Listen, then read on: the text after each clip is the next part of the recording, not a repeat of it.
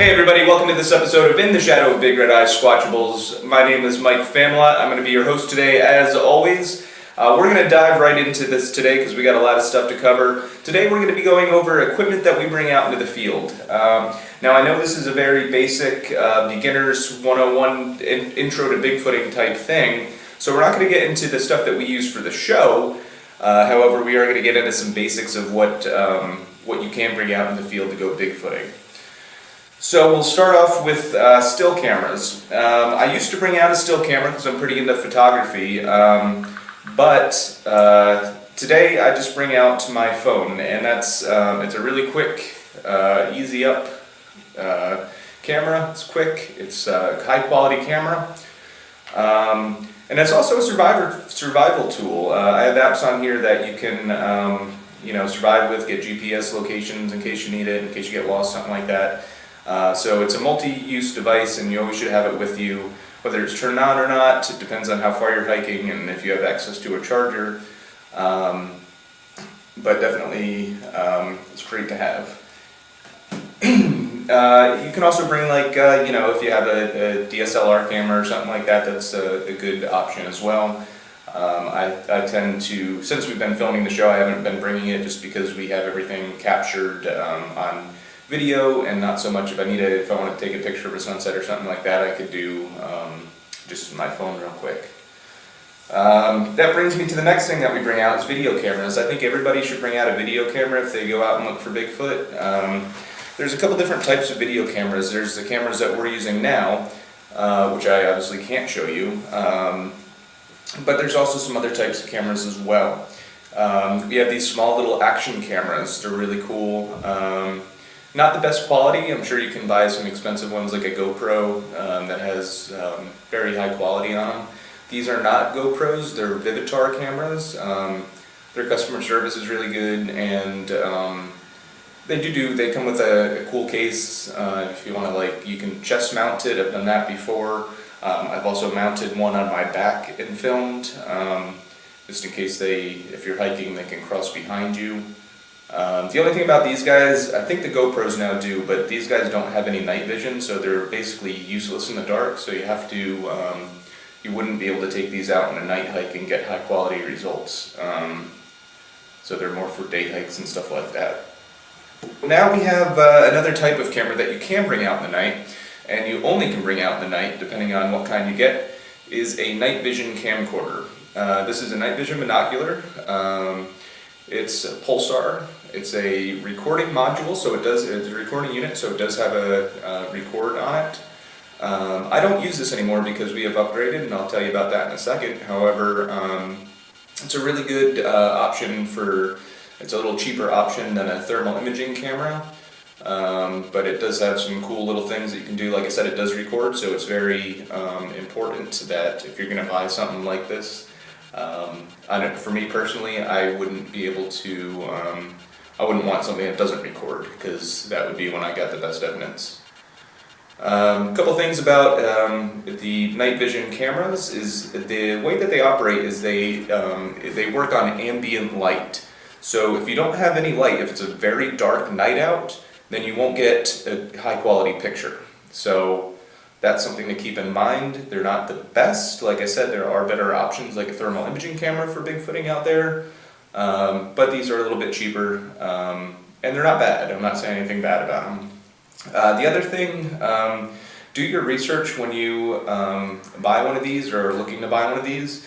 This unit specifically is set at a 5x zoom. So you can't zoom in, you can't zoom out. It's automatically a 5x zoom. And that's this is pretty heavy, so when you're looking through it, it's very difficult to, especially if you don't have a tripod or something to lean on, it gets heavy, and even if you shake just a tad bit like that, it's gonna go, it's like a roller coaster. People are gonna get sick watching the video. So I'll put up an example of that now that was filmed in Whitehall, New York. And that's when we got some eye shine that we recorded actually on this unit itself. So take a look at that. And that leads me to the next piece of equipment that we always bring out. day or night. Oh, back to the night vision real quick. Some of them, if they're not a digital night vision, you cannot bring them out in the sun. If you look at the sun or turn them on while there's sun out, it'll ruin the computer in the unit and you can't use it. It's garbage at that point. You'd have to replace the whole unit. So if you are looking for something digital night vision or like a third generation is the way to go. Anyway, so now onto the thermal imaging camera. This is a FLIR Scout 2, FLIR Scout TK. It's a very good unit. It's reasonably priced. I think it's about $450 or $500. It does record, it does take pictures, has very different modes that you could see. You can change the brightness, you can change pretty much anything about it you want. The way a thermal imaging camera works is that it takes the heat off of an object, and you'll see that on the display in here. Like I said, it does record. It has an internal memory, and so all you got to do is hook it up right to the computer and upload your things to see what you got. Very cool. It's lightweight. If you're really seriously into Bigfooting, this is the way to go. This is the new technology that's going to assist in finding an undocumented species, 100%. That's a FLIR Scout TK.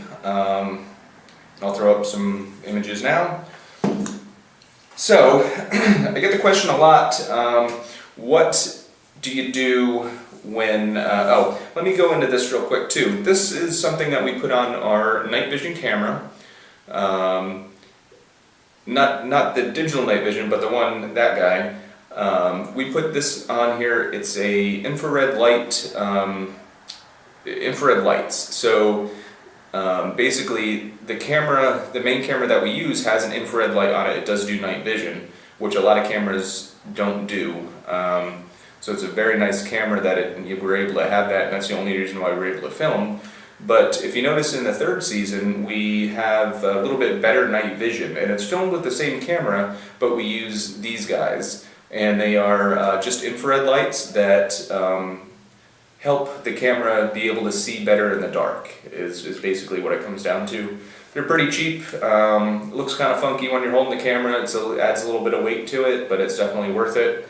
And you're able to see significantly further than you would be able to if you didn't have the extenders. People say, Mike, what do you bring all this camera stuff and camera equipment into the woods, how do you charge everything? It's a very good question. This is my basically gold for me. This is a power inverter. It plugs right into your car cigarette lighter, and it has 2 house outlets and 2 USB outlets on it. Without this, I wouldn't be able to film the show, hands down. This gets used all the time. It's great if you're by your car, if you're car camping, something like that. You can charge up all your equipment for the night investigations while getting warm or listening to music or doing whatever you need to do in your vehicle. Now, if you're not by your vehicle, and say you're doing like a remote camping or a backpacking trip, I have this Burton solar charger. It's really cool. Basically what you do is you plug it into your computer, USB, into your computer before you go for a trip. There's a full charge, has a little LED display to see how charged you are, and it's a solar charger. So this is the solar side. Basically what you do is you can plug your phone into it or whatever. There's an Apple charger, there's an Android kind of generic micro USB charger, and there's this funky one which I don't know what's for, I think an iPod or something like that. You can plug them right in, charge all 3 at the same time if you have 3 devices. And the cool thing about this is it's solar, so you just put it in the sun to recharge it. Really cool. It's a little heavy, adds a little weight, especially if you're backpacking, but it's, if you want to use your phone, if you're gone for a week and your phone's going to die, this is the way to go. Burton charger. Okay, so let's take a look at our trail cameras. We did a whole episode about trail cameras, so I'm not going to go too detailed into these guys, but that's another. I have 3 of them. All 3 get placed out every trip. You can watch the trail camera episode for more information on that. Next comes audio recording equipment. I suggest anybody that goes out in the field gets a just a very generic audio recorder. They could get expensive if you want to, they could be cheap as you want to. There's a couple settings that I'm not going to go into because there's a guy, Devin, over at Sasquatch Bioacoustics. I'll put the link in this video. He is the guy to go to when it comes to audio. Also, what I kind of showed in another episode is what I'll do is if I have my headlamp on at night, I will take a voice recorder, put it right, a carabiner it right to my thing, and then that way anything my ear hears, in theory this will pick up, and it's always with me. As I said in the earlier episode, there's I always have a camp recorder. This is either hung on the canopy tent or placed on a car somewhere. But anyway, that's in the other episode. I'm not going to get into that. Again, Sasquatch Bioacoustics has some really good in-depth ways to analyze and has some really great stuff on their YouTube page. Go over and check him out. He does all my audio analysis whenever I capture something that gets sent to him. The other thing is you need a way to, if you don't bring your laptop out there, I do because we have so much, the memory cards can only hold so much, but this is a memory card holder, which is really neat. It's really, I mean, this is a lifesaver. That way if you fill up a memory card, you just put it in here, grab another one and go. Again, if you have your laptop in there, it's not too big of a deal because you can just upload them right to that. But this is like $10 on Amazon and will save you so many lost memory cards. Completely worth it. Some other equipment we bring in, and again this is kind of more so for expedition wise, if we decide to split up, is some handheld radios. These are pretty nice ones, they go pretty far. However, you can get some cheap ones at Walmart or on Amazon. Just keep in mind that when it says like the mileage that they go, if they go 10 miles, they don't go 10 miles, they'll probably go a mile. So just keep that in mind. When you purchase them, you might lose radio communication if you're too far away. Now the last thing that we bring out, and this is used for the show, but also for Bigfoot research, is our drone. This is a DJI Phantom drone. Very expensive, however it's worth it. Has a high definition 4K camera on the bottom here. You can control it from your phone or iPad and see where, see live stream where it is. This can go pretty far. It's really great, and this is a good, they make all sorts of drones. There's cheap drones out there too now that are pretty good. If you're going to buy something expensive, make sure you know how to use it so it doesn't get lost and stuck in a tree. Mine is still up in the Allegheny National Forest somewhere, so more welcome to go find it. Another cool thing about the drones is that they're super quiet. They can go wherever you want, and they have they also make FLIR makes some night vision cameras for them, or I'm sorry, thermal imaging cameras for the drones. That's the way to go. If you're seriously into Bigfooting, that's the way to go. That's going to be how you're going to get good evidence, is flying a drone at 400 feet, looking down and seeing everything in the woods that lights up, that shows off heat. That's going to be the way to go. I don't have that kind of funds. They're very expensive. I think the cheapest one is about $5,000, and that's just for the thermal imaging camera, not including the drone itself. Anyways, so I hope you enjoyed the episode. We will be back soon with another episode. Again, I hope you enjoyed. This is Mike signing off. Please subscribe to our YouTube channel.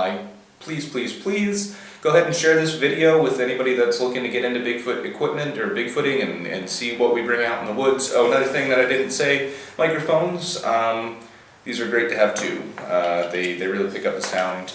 They're great for a base camp microphone. Anyway, subscribe. My name is Mike Famelot. I'm signing off for Squatchables and In the Shadow of Big Red Eye. I hope you guys have a great night, and as always, keep it squatchy.